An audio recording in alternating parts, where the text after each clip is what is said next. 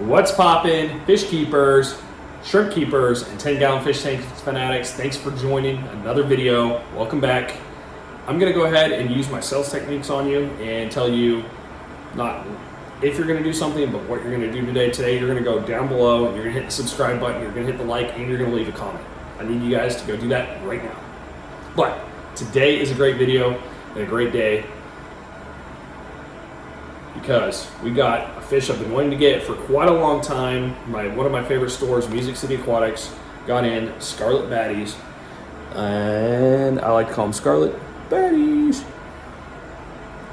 But got them in, so we're gonna get this fish acclimated and put in the tank. We're gonna put it with the pygmy cories here on the left with the CPDs and some shrimp. We'll see what happens. It's my second shrimp tank, actually third shrimp tank for the cherries. So if it eats a couple shrimp, not too worried about it, but super excited to have one of these fish. Been wanting one for a while. Now I just need to find some females so I can see if I can breed these, even though they're not the easiest to do to breed, but it'd be pretty cool. So it's a good day. We're gonna get it acclimated. Also picked up some other supplies I needed, shrimp caves, dual air pump outlet, some more catappa leaves, and some magic nano feed. Because I've been selling a lot of stuff in my fish room, so I've already sold 30 shrimp so far this week. Just this last couple days, sold 30 shrimp, sold a bunch of food. So I've got more people coming in to buy more stuff again this weekend as well. So I've been reinvesting, taking all the profits, reinvesting into more stuff to diversify between fish, plants, shrimp, food, rocks, hardscapes, all that type of stuff. So that way I have lots of different options for everyone. And it's all stuff that I personally love and enjoy. So that's my biggest thing is everything that's in this fish room here at 10-gallon fish tanks headquarters is things I personally love, enjoy, and would use myself. So if someone doesn't buy it, it's not a loss. I'm gonna use it myself, it's still a win. So let's get this fish let's get it acclimating, and then we'll get it into the tank, and I'll show you the stuff I picked up. I'm gonna show you guys how I like to acclimate my fish, shrimp, all that. I don't go too crazy with it. I actually keep it pretty basic, but it's been a good tried and true method for me. So I take the bag contents, I pour it into a catch cup, if you have one of those, and go right in here. Gently and carefully pour the fish into the catch cup. There we go. Perfect. And then I'm going to get a measuring cup, and we're going to add some water to it. So we're going to do just 1 cup of water here from the tank. Add this in, and then I'm going to let this sit for about 15 minutes and then do it again one more time, and then we'll introduce them into the tank. While I have you guys over here, as you can see, let me move this over slightly.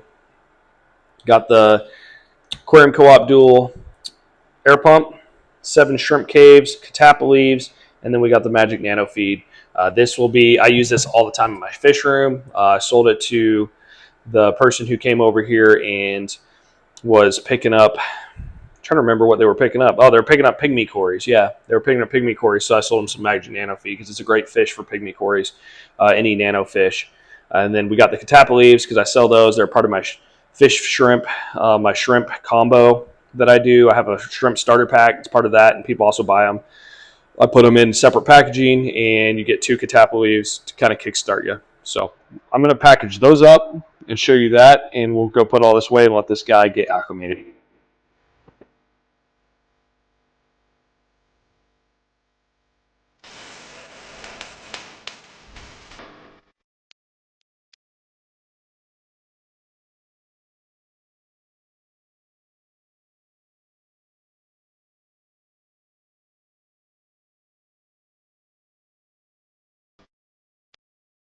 Into the tank, and there you can see he's a little uncolored up right now just because he's a little stressed out, but he's hanging out down there at the bottom.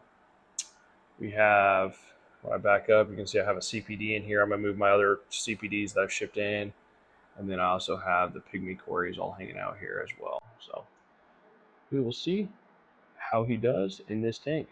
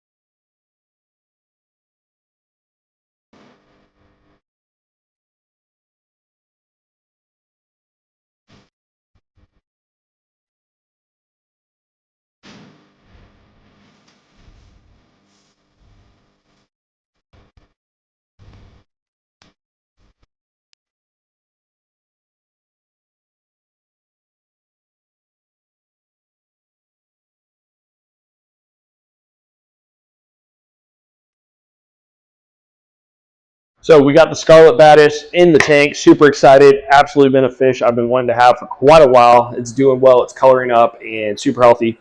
But today's project was setting up this bookshelf. So I have a shelving unit to do product displays. So as I started out this fish selling journey, I started out with cherry shrimp, a 10-gallon tank upstairs.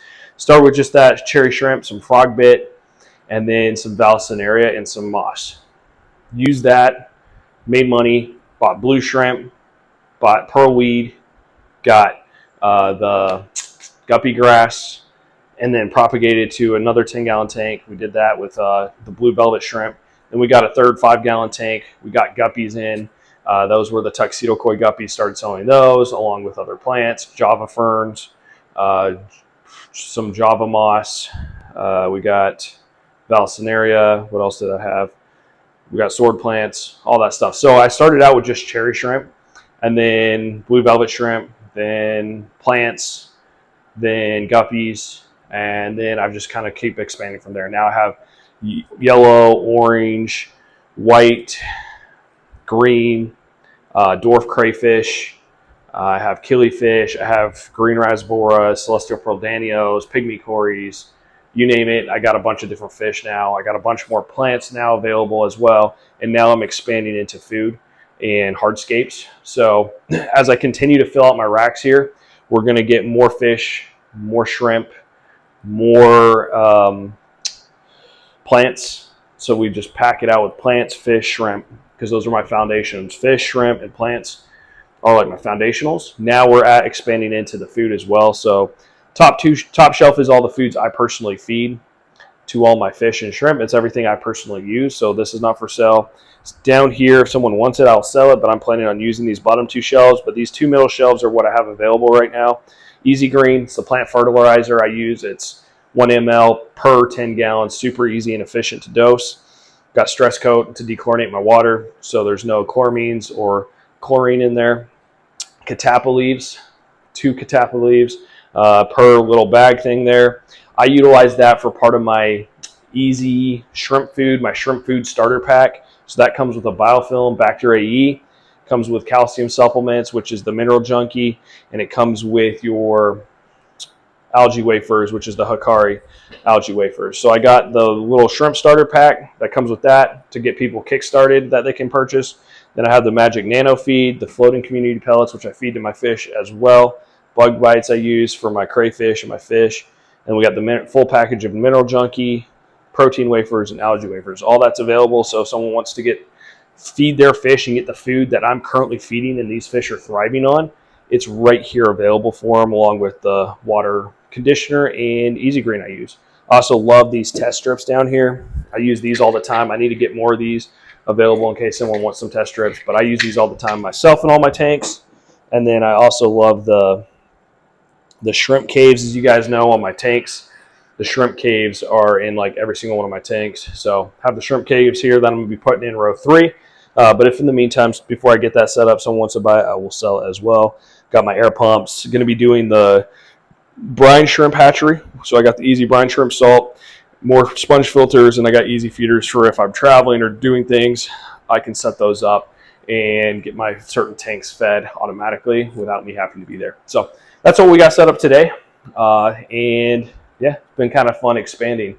So I want to give you guys 5 pointers if you're looking to get into breeding fish or building a fish room and breeding for profit. Here's 5 tips to help you get started. Number 1, start with something super simple and super easy. So what I did, like I talked about a little bit earlier, is start with cherry shrimp or some sort of Neocaridina shrimp. They're very hard to kill. They're very easy to reproduce. You'll get hundreds of them in just a couple of months, and there's a huge demand for them. So number 1, start with something easy to breed, guppies or shrimp. And I typically like to go with shrimp because there's all sorts of guppies out there, and it can be a little bit more difficult to sell them, but know your area, know where you're at. That will help determine what you should pick out. Maybe go to your local fish stores and find out what people are buying consistently. But typically shrimp or guppies are pretty easy for beginners to get started and start getting some store credit, start selling online as well. So number 1, find something easy. Number 2, build rapport with your local community. For me, that's going to be going to local fish stores, talking to the fish store owners, finding out what they're selling, finding out what they need. If you can build that rapport, and when you buy things, buy it from them. Most of my aquarium co-op stuff I've actually bought from my favorite fish store, Music City Aquatics, and Alec and Brandon over there are awesome. So build rapport and build rapport with your local fish community through going to your fish stores, talking to the owners, finding out what they would like and what they need for their store that they would be willing to buy from you. And then just go, when you make purchases, go there and make your purchases from them and support them. And then they will, in turn, hopefully, if you did a good job building that connection with them, they'll support you through buying your fish, shrimp, whatever you have. And then they will sell those to the local community. So partner up with your local stores. That's going to be your easy win.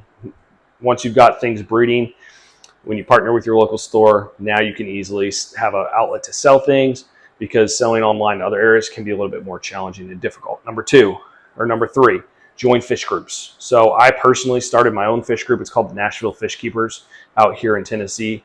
We now have over 500 members, and we're quickly growing. But join fish groups. There's like 4 or 5 different fish groups out here in Tennessee. I've joined all those. I also made my own page for 2 reasons. You'll see what people are posting, and you can also post things to sell on there, or rehome, as you're not technically allowed to sell on Facebook anymore. You can post them for being rehomed, which is selling. You can do that on Facebook. You can also be a part of like swap meets and local community events. We got the Music City Aquarium Society that has events every single month where you can go meet other hobbyists and hang out and have a good time. And they even have like auctions where you can sell your stuff. So you could bring some things if you're part of the society and you can sell it. They'll take a bit of commission out of it and you'll get some of the profits. But that's another really good, easy outlet. If you're getting into the breeding, you want to make money, is to go join fish groups and go to local fish meetups and then sell stuff in there when they do their auctions. Okay. Number 4, start selling plants. So you got fish, you build a community through local fish stores, and you build a community online through fish groups and actual aquarium societies. Number 4, start selling plants. Pick easy plants for beginners so that when people buy it from you, they have success, but also you have success as you're learning this hobby. I'm by no means an expert in this hobby. I just I just have fun. And everything I do in my fish room is stuff I personally enjoy. But pick easy plants. So for me, frog bit, I can get that to expand, and it also helps take out the nitrates in my tanks. So frog bit goes in all my tanks, and it's a cheap plant. I sell for $2, and I sell it all the time. It's a very popular product I have. Also, easy to propagate plants that you can propagate in your tanks and resell. So Vallisneria, water wisteria, water sprite. We got guppy grass, Java ferns. All those are good plants to start out with, and there's a big demand for them. People are going to want them. So getting plants like that, now you can start selling plants. So you can sell your fish to the local fish stores. Maybe you can start selling plants to local fish stores. You can sell to the swap meets. You can also post plants on Facebook Marketplace. So you can post photos of your plants with fish in the background of them. Now you can't sell fish or post it in the description, but you can post your plants for sale, and you can strategically have fish in the background so that when people click on your plant listings on Facebook, they'll see fish, shrimp, whatever it is, and they're going to hit you up and say, hey, do you have shrimp for sale or fish for sale? Now you can send them a private message with everything you have available. That's number 4. Number 5, take it slow and have fun with it. When you make any sort of profit and revenue from it, think strategically into your next purchase. Okay. I made a lot of mistakes when it comes to purchasing things, and don't always think strategically, because for me, even though I'm being strategic with this build and investing the money back in, also it's a hobby and it's something I'm passionate about, something I enjoy. So sometimes I invest money into things like Scarlet Badis, which isn't going to make me money, but I personally enjoy, and if I'm going to be doing this fish room and making money off this fish room, I need to be enjoying what I'm doing. So really, number 5 is be strategic and have fun. Okay. When I say be strategic and have fun, if you don't enjoy this hobby, you're not going to be in it very long. And if you're in this hobby just to make money, you're probably going to fail at it. So if you're trying to make money on this, do things that you personally enjoy. Maybe you enjoy cichlids. Maybe you enjoy catfish. Maybe you enjoy guppies, shrimp, whatever it may be. Maybe you enjoy saltwater. Whatever it is, find out what you're passionate about and then go there. Because if you're passionate about it, you enjoy it. Even if you're not making money, you're still thankful you have this built up. You're thankful you have these tanks set up, and you're going to come in here and enjoy your fish room day in, day out, even if you're not making money. If you just do things just to make a profit, just to turn a profit, then you're going to get bored of your fish room. it's going to get mundane. Eventually, if you're not making money, you're going to get frustrated, and then you're going to take a massive loss. So do things you enjoy. And when it comes to being strategic, find your easy wins. If you're winning at cherry shrimp and you don't have enough cherry shrimp, do like what I'm doing here, which is make 3 tanks of it. So every month you can pull from a different one. You always have a supply of cherry shrimp for your customers. If you're making money on your cherry shrimp, okay, what's the next most popular color? Yellow. Okay, let's get yellow shrimp, or let's get blue shrimp, or let's get orange shrimp, green. Expand into more ones that are, if you're already successful at it, you already know how to be good at it, get more. So if you're good at guppies, get another strand of guppy that a customer might want. If you're good at shrimp, get another color of shrimp. If you're good with Caridina shrimp or Neo-Caridina shrimp, maybe try your hand at Caridina, okay? So find your easy wins and then expand on those wins. So my personal example, I'm great at shrimp, and almost everybody is. So you can just expand into the different colorways and then pair it with relatively shrimp-safe fish. So CPDs, if you have enough plants, you can get away with that. Emerald dwarf rasboras that you can sell, green rasboras, guppies. As long as you have enough plants in there, you can still almost double dose. You can breed the fish, and then you can sell the plants, and you can sell the shrimp. All right, guys, hope this video helped. Thanks for watching. If you enjoyed it, give me a like. Comment down below what your favorite fish or shrimp is. And if you are into breeding, tell me how you guys got into the hobby and how it's been successful for you. Thanks, guys, for watching. I'll see you in the next one. Peace. What's up, yo? Buddy. Need some fish, bro. Then you gotta go to the 10-gallon fish pro. 10-gallon, yeah. Fish tanks, yeah. 10-gallon, yeah. Fish tanks. All day, all day, all day long. Green shrimp, blue shrimp, yellow shrimp too. Green shrimp, orange shrimp, and a snowball zoo. We got fish, y'all. We got fish, dog. We got it all. Tuxedo koi, guppy, white cloud, minnow, long fin, white cloud, pygmy corridora, panda cory, stir by cory, albino cory, coolie loach, green cuba, tyrus boris, celestial pearl, danio, and emerald dwarf rasbora, pea puffer, clown, killie, sparkling goat or me.